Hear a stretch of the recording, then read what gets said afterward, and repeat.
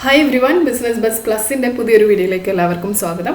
അപ്പോൾ ഇന്നത്തേതെന്ന് പറയുന്നത് നമ്മുടെ മിനി MBA സീരീസിലെ 6ാമത്തെ വീഡിയോ ആണ്.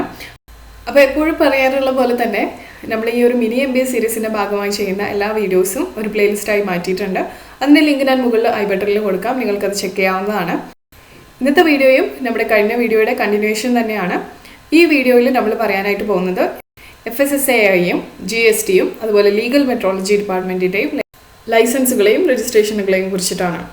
അപ്പോൾ നമുക്ക് ആദ്യം തന്നെ FSSAI വെച്ച് തുടങ്ങാം. ഭക്ഷ്യസുരക്ഷാ ഗുണനിലവാര നിയമം എന്നാണ് മലയാളത്തിൽ നമ്മളിതിന് പറയുന്നത്. ഭക്ഷ്യവസ്തുക്കളുടെ ഗുണനിലവാരവും അതുപോലെ സുരക്ഷയും ഉറപ്പുവരുത്തുന്നതിന് ഇവയുടെ നിർമ്മാണം, സംഭരണം, വിതരണം, വിൽപ്പന, ഇറക്കുമതി എന്നിവയുമായി ബന്ധപ്പെട്ടിട്ട് പാലിക്കേണ്ട നിയമമാണിത്.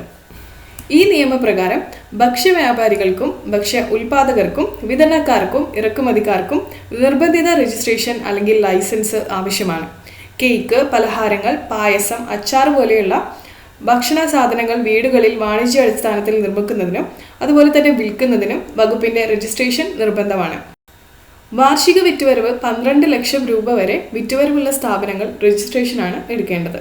വാർഷിക വിറ്റുവരവ് 12 ലക്ഷം മുതൽ 20 കോടി രൂപ വരെയുള്ള സ്ഥാപനങ്ങൾ, സംസ്ഥാനത്തിനകത്ത് മാത്രം വിപണനം നടത്തുന്ന സ്ഥാപനങ്ങൾ, പ്രതിദിന ഉൽപാദനം 100 കിലോ അല്ലെങ്കിൽ 100 ലിറ്റർ അധികരിച്ചാൽ, പാലാണെങ്കിൽ 500 ലിറ്റർ പ്രതിദിന ഉൽപാദനം അല്ലെങ്കിൽ സംഭരണം കവിഞ്ഞവർ, കാറ്ററിംഗ് യൂണിറ്റുകൾ നടത്തുന്നവർ, ഇവരെല്ലാം സ്റ്റേറ്റ് ലൈസൻസ് ആണ് എടുക്കേണ്ടി വരിക. 20 കോടിക്ക് മുകളിൽ വിറ്റുവരവുള്ളവരും കയറ്റുമതി ഇറക്കുമതി സ്ഥാപനങ്ങളും ഇ-കൊമേഴ്സ് സ്ഥാപനങ്ങളും സംസ്ഥാനാന്തര വിപണനം നടത്തുന്നവർക്കും സെൻട്രൽ ലൈസൻസ് ആണ് ബാധകമായിട്ട് വരിക. ഇനി ഇതിന് എങ്ങനെ അപേക്ഷിക്കാം എന്നുള്ളത് നോക്കാം. ഓൺലൈനായി മാത്രം foscos.fssai.gov.in എന്ന വെബ്സൈറ്റ് മുഖേനയോ അല്ലെങ്കിൽ www.ksift.kerala.gov.in എന്ന വെബ്സൈറ്റ് മുഖേനയോ നിങ്ങൾക്ക് അപേക്ഷിക്കാവുന്നതാണ്.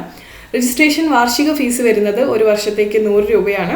സ്റ്റേറ്റ് ലൈസൻസിൻ്റെ വാർഷിക ഫീസ് വരുന്നത് 2000 രൂപ മുതൽ 5000 രൂപ വരെയാണ്. സെൻട്രൽ ലൈസൻസിൻ്റെ വാർഷിക ഫീസ് വരുന്നത് 7500 രൂപയാണ്. ഫോട്ടോ, തിരിച്ചറിയൽ കാർഡ്, സ്ഥാപനത്തിൻ്റെ മേൽവിലാസം തെളിയിക്കുന്ന രേഖ എന്നിവയുടെ സ്വയം സാക്ഷ്യപ്പെടുത്തിയ പകർപ്പാണ് നമ്മൾ സബ്മിറ്റ് ചെയ്യേണ്ടി വരിക. ലൈസൻസിന് തദ്ദേശ സ്ഥാപനത്തിൽ നിന്നുള്ള ലൈസൻസ്, മെഡിക്കൽ ഫിറ്റ്നസ് എന്നിവ കൂടി അധികമായി നൽകണം. പരിശോധന ആവശ്യമില്ലാത്ത സ്ഥാപനങ്ങൾക്ക് 7 ദിവസത്തിനുള്ളിലും പരിശോധന വേണ്ട സ്ഥാപനങ്ങൾക്ക് 30 ദിവസം കൊണ്ടും FSSAI ലഭ്യമാക്കണം എന്നുള്ളതാണ് നിയമം വരുന്നത്.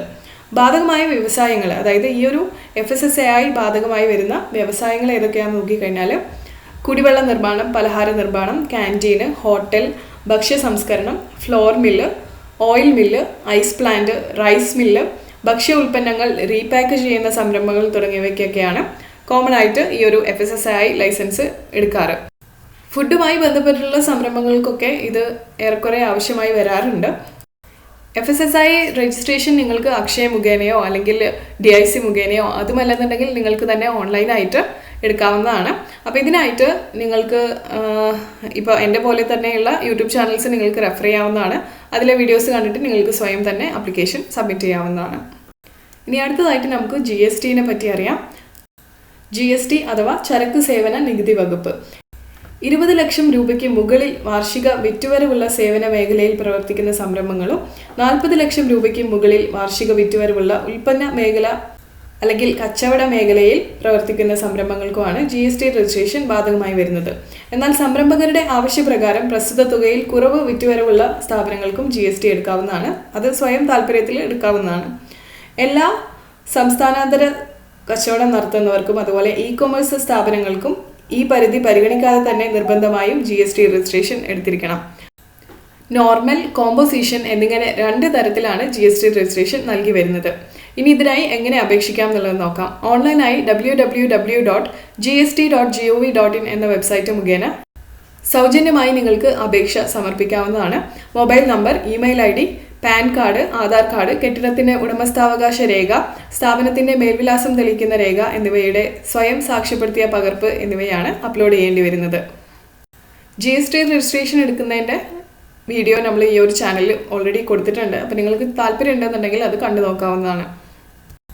ഇനി അടുത്തതായിട്ട് നമുക്ക് ലീഗൽ മെട്രോളജി വകുപ്പിൻ്റെ ലൈസൻസും അല്ലെങ്കിൽ രജിസ്ട്രേഷനെ പറ്റി അറിയാം.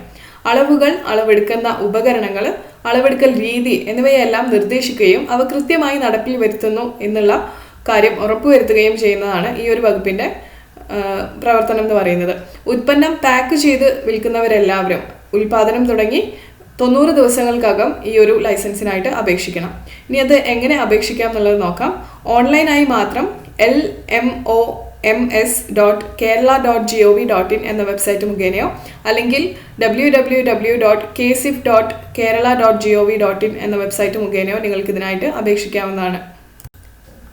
തിരിച്ചറിയൽ കാർഡ്, ഫോട്ടോ, സ്ഥാപനത്തിന്റെ മേൽവിലാസം തെളിയിക്കുന്ന രേഖ, തദ്ദേശ സ്ഥാപനത്തിൽ നിന്നുള്ള ലൈസൻസ്, സ്വയം സാക്ഷ്യപ്പെടുത്തിയ പ്രസ്താവന, കെട്ടിട നികുതി റെസിപ്റ്റ്, ഉൽപ്പന്നത്തിന്റെ വിശദാംശങ്ങൾ, കമ്പനിയാണെങ്കിൽ ആർട്ടിക്കിൾ ഓഫ് അസോസിയേഷൻ, പങ്കാളിത്ത സ്ഥാപനമാണെങ്കിൽ പാർട്ണർഷിപ്പ് ഡീഡ് എന്നീ രേഖകളുടെ സാക്ഷ്യപ്പെടുത്തിയ പകർപ്പുകൾ സഹിതം ഓൺലൈനായിട്ട് നിങ്ങൾക്ക് അപേക്ഷ സമർപ്പിക്കാവുന്നതാണ്. ഇതിൻ്റെ വീഡിയോയും നമ്മുടെ ചാനലിൽ നമ്മൾ പോസ്റ്റ് ചെയ്തിട്ടുണ്ട്. നിങ്ങൾക്ക് വേണമെന്നുണ്ടെങ്കിൽ അത് കണ്ടു നോക്കാവുന്നതാണ്. അപ്പോൾ ഈ പ്രധാനപ്പെട്ട 3 ലൈസൻസുകളുടെ കാര്യമാണ് ഇന്ന് നമുക്ക് ഡിസ്കസ് ചെയ്യാനായിട്ടുണ്ടായിരുന്നത്. വരും വീഡിയോസിൽ നമുക്ക് കൂടുതൽ രജിസ്ട്രേഷനുകളെ പറ്റിയും ലൈസൻസുകളെ പറ്റിയും അറിയാം. അപ്പോൾ ഈ വീഡിയോസിനെ പറ്റിയിട്ടുള്ള നിങ്ങളുടെ അഭിപ്രായങ്ങളും നിർദ്ദേശങ്ങളും താഴെ കമൻറ്റ് ബോക്സിലൂടെ അറിയിക്കുക. Thank you for watching.